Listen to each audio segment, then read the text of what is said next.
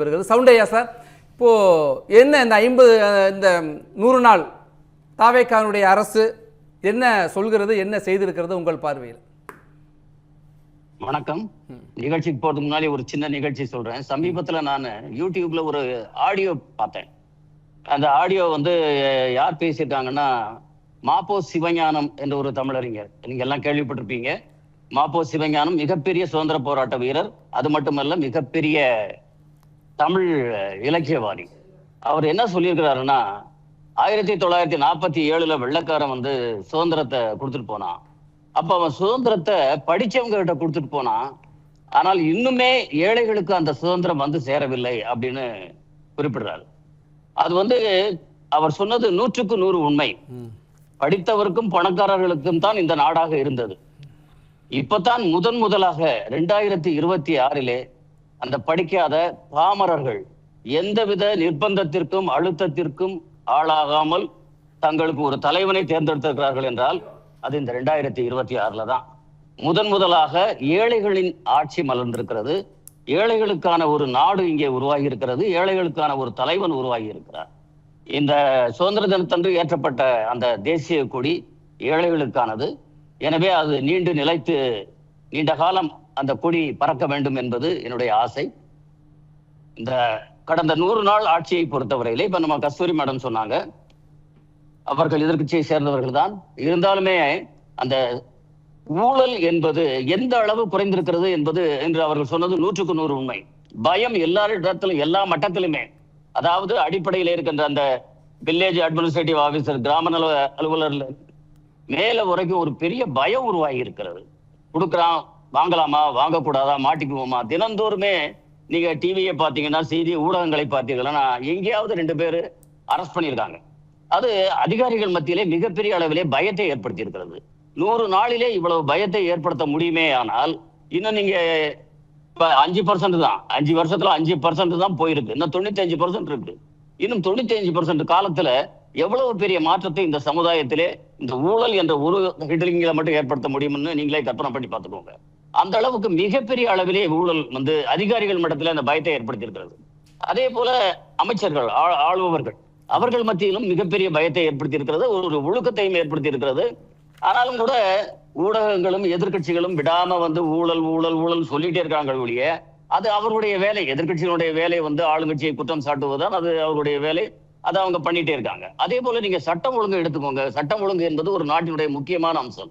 அதை பொறுத்தப்பட்ட நீங்க இதுவரைக்கும் பல குற்றங்கள் நடந்திருக்கின்றன, அதை நம்ம இல்லைன்னு சொல்ல முடியாது. ஆனா எந்த குற்றத்திலாவது நடவடிக்கை எடுப்பதில் காலதாமதம் ஏற்பட்டிருக்கிறதா என்றால் எந்த ஒரு நிகழ்ச்சியுமே யாருமே சுட்டி சொல்ல முடியாது. உடனுக்குடன் நடவடிக்கை எடுக்கப்பட்டிருக்கிறது. உடனுக்குடன் குற்றவாளிகள், அதுவும் உண்மையான குற்றவாளிகள், அதுதான் இங்க முக்கியம். உண்மையான குற்றவாளிகள் கண்டுபிடித்து அங்கே சிறை செய்யப்பட்டிருக்கிறார்கள். விசாரணை நடந்து கொண்டிருக்கிறது. இது மிகப்பெரிய, நீங்க கடந்த காலங்களிலே பார்த்தீங்கன்னா பல அழுத்தத்திற்கு பிறகு கைது செய்யப்படுவார்கள். அவர்களுமே உண்மையான குற்றவாளிகளா இருக்க மாட்டார்கள். ஒரு நாம்கே பாஸுக்கு யாரோ ஒருத்தர் அரெஸ்ட் பண்ணியிருப்பாங்க, அவனையே கூப்பிட்டு கொண்டு போய் அவனையே என்கவுண்டர்ல போடுறது அல்லது ஜெயில் டெத்து, இது போன்ற நிகழ்வுகளை நீங்க நம்ம ஆம்ஸ்ட்ராங் கொலை வழக்கிலேயே நம்ம பார்த்தோம். யாரோ அரெஸ்ட் பண்ணப்பட்டாங்க, யாரோ செத்தாங்க. இப்படி சம்பந்தமே இல்லாதவர்கள் எல்லாம் கைது செய்யப்பட்டார்கள். இப்ப அப்படி இல்லை. எந்த குற்றங்களிலே யார் சம்பந்தப்பட்டிருக்கிறார்களோ இது ஒரு நியாயமான நடவடிக்கை. இது குற்றவாளிகள் மத்தியிலே பெரிய ஒரு பயத்தை ஏற்படுத்தும். கான்ட்ராக்ட் கில்லர்ஸ் எல்லாம் அதுதான் உண்மையான குற்றவாளின்னு பாத்தீங்கன்னா, ஒரு கிராமத்துல அண்ணன் தம்பி திடீர்னு வெட்டிக்கிறான், இதெல்லாம் தடுக்க முடியாது. இது எந்த சட்டமும் தடுக்க முடியாது. ஆனால் இந்த கான்ட்ராக்ட் கில்லர்ஸ் இருக்காங்களே, அவங்க பணத்திற்காக கொலை செய்பவர்கள். அவர்கள் மத்தியிலே ஒரு பயம் ஏற்படுகிறது என்றால் அது அரசாங்கம் எப்படி நடவடிக்கை எடுக்கிறதோ அதை பொறுத்து தான் பயம் ஏற்படும். இப்ப உடனுக்குடன் நீங்க நடவடிக்கை எடுத்தீங்க அப்படின்னா அந்த பயம் ஏற்படுகிறது.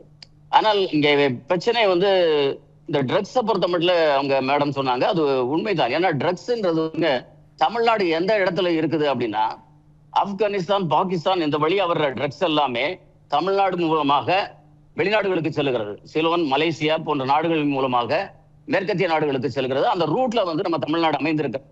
இது மிகப்பெரிய விஷயம். இதை நம்ம தமிழ்நாடு மட்டுமே முயற்சி செய்து இதை தடுத்து விட முடியாது. மத்திய அரசு இதுல மிக தீவிரமாக முயற்சி செய்து கொண்டிருக்கிறது. இந்த விஷயத்துல மத்திய அரசினுடைய முயற்சிகளையும் நாம பாராட்டத்தான் வேணும். நம்முடைய அரசும் விடாது முயற்சி செய்து கொண்டு இந்த நடவடிக்கை எடுத்திருக்கிறது. இப்ப இந்த கோயம்புத்தூர் இஷ்யூ கூட நீங்க பாத்தீங்கன்னா தெரியும். அது ட்ரக்ஸ் தான் காரணம்னு சொல்றாங்க. அந்த ஆண்டுலயும் நம்ம அரசு வந்து நடவடிக்கை எடுத்துட்டு இருக்குது. ஆனால் ட்ரக்ஸ் என்பது வந்து ஒரு மிகப்பெரிய இதுக்கு வந்து இந்த இந்த தீய சக்தியை அரசு மட்டுமே ஒழித்து விட முடியாது. இதுல வந்து சொசைட்டியினுடைய பங்களிப்பும் அதிகமாக இருக்க வேண்டும். சொசைட்டி, பெற்றோர்கள், இவருடைய அனைவருடைய பங்களிப்பும் இருந்தால்தான் இந்த ட்ரக்ஸ், லிக்கரு இதையெல்லாம் வந்து நம்ம வந்து கிட்டத்தட்ட ஒரு 100க்கு 100% ஒழிக்க முடியாத விட்டாலும் கூட ஒரு கணிசமான அளவு குறைக்க வேண்டுமேயானால் அரசு, பெற்றோர், சமுதாயம் என்ற 3 பேரும் ஒன்று இணைந்து நம்ம செயல்பட்டோமேயானால் இந்த ட்ரக்ஸையும் ஒழிக்க முடியும். அதே போல இந்த பட்ஜெட்டை பொறுத்த மட்டும் பாத்தீங்கன்னா, அவங்க மேடம் சொன்னாங்க விவசாயிகளுக்கான ஒரு சிறந்த பட்ஜெட். அது உண்மைதான், 100க்கு 100 உண்மை. விவசாயம், கல்வியில பாத்தீங்க அப்படின்னா கிட்டத்தட்ட எல்லா ஆஸ்பெக்டையும் எடுத்துக்கிறாங்க. இது வந்து கல்வி, எஜுகேஷனை பொறுத்த மட்டும் ஒரு ஹோலிஸ்டிக் பட்ஜெட். அதாவது கல்வியினுடைய ஒவ்வொரு அம்சத்தையும், பள்ளி மற்றும் கல்லூரி கல்வியினுடைய ஒவ்வொரு அம்சத்தையும் செலக்ட் பண்ணி ஒவ்வொன்றுக்கும் நிதி ஒதுக்கி இருக்காங்க. சரி, பேசலாம் சார், தொடர்ந்து நம்ம பேசலாம். பள்ளி கல்வி, உயர்கல்விக்கு கடந்த ஆட்சி காலத்தை விட குறைவான நிதிங்கிற ஒரு விமர்சனம் இருக்கு. விவசாயிகள் பிரச்சனை என்கிறப்ப காவிரி, மேகதாட்டு விவகாரத்துல இன்னும் கவனம் செலுத்திருக்கலாம், இல்ல உரிய கவனம் கொடுக்கலங்கிற ஒரு விமர்சனமும் எதிர்க்கட்சி பார்வையில் இருக்கு. நம்ம தொடர்ந்து பேசலாம். சவுண்டையா நம்மோட தான் இருக்கிறார். சார், இப்போ இந்த 10 ரூபா பிரச்சனை, அது அந்த கடைகளில் விற்பனையாளர்கள் மட்டுமல்ல, மின் கட்டணத்திலிருந்து, இடத்துடைய வாடகையிலிருந்து, சேதாரம் வரை பல்வேறு பிரச்சனைகளை சந்திக்கிறாங்க. அவர்கள் தான் கையிலேருந்து பணம் கட்ட வேண்டி இருக்கு அப்படிங்கிறாங்க. அதனாலையும் ஒரு காரணமாக சொல்றாங்க. ஆனாலும் கூட அந்த 10 ரூபாய் ஏற்புடையதாக இல்லை அப்படின்னு சொல்றப்ப, நீங்கள் அந்த துறையினுடைய நிர்வாக இயக்குநராகவும் இருந்திருக்கீங்க. இப்போ இந்த 10 ரூபா முற்றிலுமாக ஒளிஞ்சிச்சா, இன்னும் இருக்கா, தொடர காரணம் என்ன சார்? இந்த 10 ரூபா கதையே வேங்க. நீங்க சொல்ற 10 ரூபா கதை வேற, உண்மையான 10 ரூபா கதை வேற. இந்த 10 ரூபாய் அப்படின்றது 2003 டாஸ்மாக் துவங்கப்பட்ட போது ஒரு 25 காசு, அதாவது டிப்ஸ் மாதிரி இருந்தது. அது இன்று வளர்ந்து 10 ரூபாய் ஆயிருக்குது. ஆனா கடந்த காலங்கள்ல அந்த கரூர் கேங் 10 ரூபான்னு சொல்றாங்களே, அது எப்படின்னா கரூர் கேங் வந்து தனியா ஒரு 10 ரூபாய் வாங்கினாங்க ஊழியர்கள்ட்ட இருந்து. இப்ப வசூல் பண்ற அந்த 10 ரூபாய் இருக்குது பாத்தீங்களா, ஊழியர்கள் மட்டுமே எடுத்துக்கொள்வார்கள். இப்ப இவங்க சொல்றாங்களே 10 ரூபாய் இன்னும் வாங்குறாங்கன்னு சொல்லிட்டு, இந்த 10 ரூபாயை ஊழியர்கள் அவர்களுடைய, அது வந்து நீங்க லஞ்சம்னு எடுத்துக்கிட்டாலும் சரி, எப்படி நீங்க அதுக்கு பேர் வச்சாலும் அதை ஊழியர்கள் எடுத்துக்கொள்கிறார்கள். ஆனா கடந்த காலத்துல என்ன நடந்ததுன்னு தெரியுமா, கரூர் கேங்கு தனியா அவங்களுக்கு ஒரு 10 ரூபாய் வாங்கினாங்க. அதைத்தான் ஊழியர்கள், இப்ப ஊழியர்கள் எங்கேயாவது வாய் திறந்து பேசியிருக்காங்களா எங்கிட்ட 10 ரூபாய் வாங்குறாங்கன்னு சொல்லிட்டு?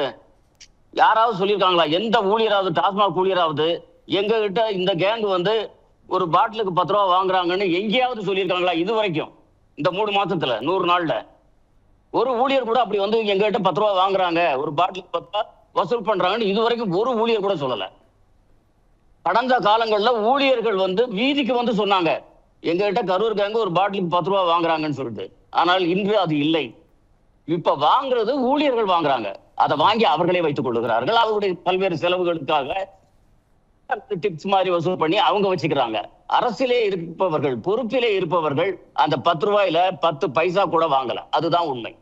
அது அமைச்சரோ முதல்வரோ யாருமே அதுல ஒரு 10 பைசா கூட வாங்கல. அது 100க்கு 100 உண்மை. அது நீங்க எந்த ஊழியர்கள்ட்ட வேணாலும் நீங்க செக் பண்ணி பாருங்க. சட்டம் ஒழுங்கு சரியில்லை, போதைப் பொருட்களை தடுக்கிறதுல தவறிட்டு அப்படின்னு ஒரு குற்றச்சாட்டை தொடர்ந்து எதிர்க்கட்சிகள் முன்வைக்கிறாங்களா சார்? அதாவது சட்டம் ஒழுங்கு அப்படின்றது ஒரு குறிப்பிட்ட கால பிரச்சனை இல்லைங்க. அதாவது 2.5 மணி நேரம் ஓடுற படத்துல கிளைமாக்ஸ் கடைசியில தான் வரும். கடைசியில ஒரு 15 நிமிஷம் தான் கிளைமாக்ஸ் வரும். இவங்க ஆரம்பத்திலேயே கிளைமாக்ஸை காணோம் அப்படின்னா கிளைமாக்ஸ் எப்படி வரும்? முதல்ல கேரக்டர் இன்ட்ரோடக்ஷன் தான் வரும். இப்ப வந்து அவர்கள் சட்டம் ஒழுங்கை பத்தியே தெரியாத ஒரு குரூப் வந்திருக்காங்க. அவங்க அதை தெரிஞ்சுக்கிறாங்க. எங்கேயாவது டிலே இருக்குதான்னு கேளுங்க. நடவடிக்கை சட்டம் ஒழுங்கை பொறுத்த வரைக்கும் டே 1ல இருந்து ரெஸ்பான்ஸ் எடுக்கணும்ல சார். நீங்க அதுக்கு காலவாசம் எடுக்க முடியாது. நீங்க அதுக்கு காலவாசம் கொடுக்கவே கூடாது. ஆனால் டே 1ல இருந்து நடவடிக்கை எடுத்துட்டு இருக்காங்க இல்லையா? முதல்ல கோயம்புத்தூர் விஷயம் ஆரம்பிச்சிச்சுங்க. ஒரு பெண் குழந்தை, 10 வயசு பெண் குழந்தையை பாலியல் வன்கொடுமை செஞ்சாங்க. அதுல கைதுல ஏதாவது டிலே இருந்ததா? அல்லது வேற யாரையா மாத்தி அரெஸ்ட் பண்ணாங்களா? நீங்க டே 1ல இருந்து ஒவ்வொரு வழக்கையும் எடுத்துக்கோங்க. எங்கேயாவது டிலே இருந்துச்சா? சட்டம் ஒழுங்கு அப்படின்றது கொஞ்சம் கொஞ்சமா தான் இப்ப அவங்க நடவடிக்கை எடுக்கிறாங்க. அந்த பயத்தை ஏற்படுத்தணும். ஏன்னா அந்த இதுல அவங்க தவறுனது என்னன்னா, ஒரே ஒரு அவங்க அன்னைக்கு ஒரு என்கவுண்டர் போட்டிருக்கணும். என்கவுண்டர் போட்டிருந்தாங்க அப்படின்னா ஒரு பயம் வந்திருக்கும். நீங்க கடந்த காலத்துல கோயம்புத்தூர் 2010 மனித உரிமை ஆர்வலர்கள் கடுமையான எதிர்ப்புகளை தொடர்ந்து முன் வச்சிருக்காங்க. நீங்கள் ஒரு ஐஏஎஸ் அதிகாரியை பணியாற்றி நீங்களே ஒரு என்கவுண்டர் வேணுங்கிறீங்க. அது காவல்துறை சூழலுக்கு ஏற்ப எடுக்கிற முடிவு. நம்ம தொடர்ந்து பேசலாம் சார். சவுண்டியா சார், நிறைவு கருத்து சுருக்கமா சார், நேரம் கடந்து போயிட்டோம் சார். இந்த ஆட்சி ஒரு ஏழை மக்களுக்கான ஆட்சி. இது நீண்ட காலம் நிலைத்திருக்க வேண்டும். அதற்கு என் வாழ்த்துக்கள். நன்றி.